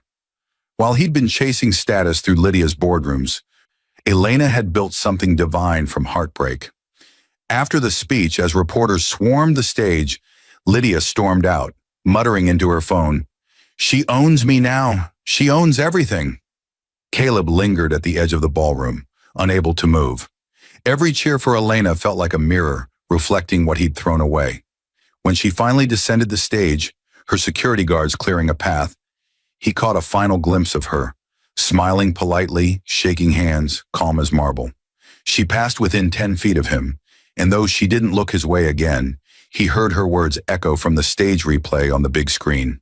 Sometimes the people who abandon you in pain teach you what compassion truly costs. And for the first time in his life, Caleb understood what loss really meant. The underground parking garage beneath the Boston Grand Hotel was dim, humming with the low echo of engines and footsteps. Elena's black Rolls-Royce Phantom E8 waited under soft fluorescent light. Her security detail loaded briefcases into the trunk while she exchanged quiet words with Mr. Whitmore. "Tomorrow we meet with the board in New York," Whitmore said. "After tonight's announcement, the markets will soar." "You did it, Elena." She smiled faintly. "It's not about markets anymore." Whitmore studied her. He was there, wasn't he? She hesitated, then nodded. "Yes," Whitmore sighed. "What will you do?" "Nothing," she said simply. "Some lessons don't need to be taught twice." As Whitmore stepped away, a familiar voice echoed from behind a concrete pillar. "Elena." She froze, her pulse tightening. She turned slowly, and there he was. Caleb. His suit was wrinkled, his eyes hollow, the confidence that once filled every word now stripped bare. "Elena," he said again, stepping closer. "I didn't come to fight. I just needed to see you." She folded her arms, steady but calm. "You've seen me." He swallowed hard. "I know I don't deserve to ask for anything, but please, just listen." She said nothing. "I thought I wanted success," he began, voice shaking. "I thought Lydia and the investors could make me whole. But everything I built turned to ash. You were the only thing that was ever real." She looked at him, her expression unreadable. "And yet you chose the fire." "I was stupid," he whispered, "blinded by pride. I can't undo it, but please, can we talk? Just once? For Elijah's sake." The mention of her son's name softened her eyes for a moment, but her tone stayed firm. "Elijah will know who his father is, but not the man you were." He flinched. "Please, Elena, I'm begging you." She took a slow step forward. "Do you know what labor feels like, Caleb? The hours of pain when every second stretches forever? I went through it alone.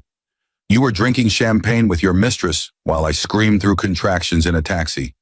The driver held my hand because you wouldn't answer your phone." Tears welled in his eyes. "I know, I've replayed it every night since." She studied him, her voice low but sharp. "You destroyed the life we had, and I rebuilt it from the ruins. I could ruin you in return. I could buy the building you sleep in and evict you by morning. But what would that make me?" "You!" He dropped to his knees, sobbing. "I don't want your money. I just want forgiveness." For the first time she smiled. Soft, genuine, heartbreaking. "Then you already have it. But forgiveness isn't an invitation." She stepped past him toward the Rolls-Royce. "Take care of your parents. Their medical coverage remains under Lennox Group. That's my last promise to you." The car door closed, engine purring like quiet thunder. As the Rolls-Royce glided into the dark exit, Caleb stood frozen, tears streaking his face. Her taillights disappeared into the night, 2 red embers fading from his world. He whispered to the empty garage, "You were never my downfall. You were my miracle." And his echo was swallowed by silence. 6 months later, Boston was bathed in the early summer light. The city moved on, as cities always do. But for Caleb Rowan, time had slowed to a penance. He lived now in a small apartment overlooking the Charles River. No luxury, no meetings, no mirrors of ego. His investment firm had collapsed after Lydia's company fell under federal investigation. She had fled to Europe, leaving behind frozen accounts and scandals. Reporters called it the Hallstrom implosion. Each morning he walked to Crestline Medical Center to visit his parents.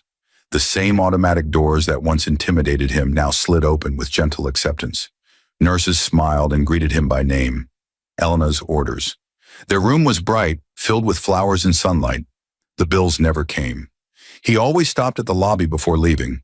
There, hung beneath a glass skylight, was a new portrait. Elena Rowan Lennox, painted in soft pastels, eyes calm and unwavering. Below it, engraved in gold, "For those who gave when they had nothing, and forgave when they had everything." He read it every day, as if it were scripture. Sometimes he saw her from a distance, arriving in a motorcade, her security moving like shadows. She never looked his way, but once, as she stepped from her car, she paused and smiled at an elderly patient in a wheelchair. That smile pierced him harder than anger ever could. He had wanted to own the world. She had learned to heal it. Elena's life had changed quietly too. She moved into her father's old estate outside Cambridge, its halls filled with sunlight and soft laughter. Elijah was 6 months old now, chubby-cheeked and always grinning. At night she would walk him through the library, pointing to photographs of Arthur Lennox and the hospitals he'd built. "Your grandfather believed money is a tool, not a throne," she'd whisper. "And your father, he taught me that pain can plant gardens." When Elijah fell asleep, she often stood by the balcony and looked toward the city lights across the river.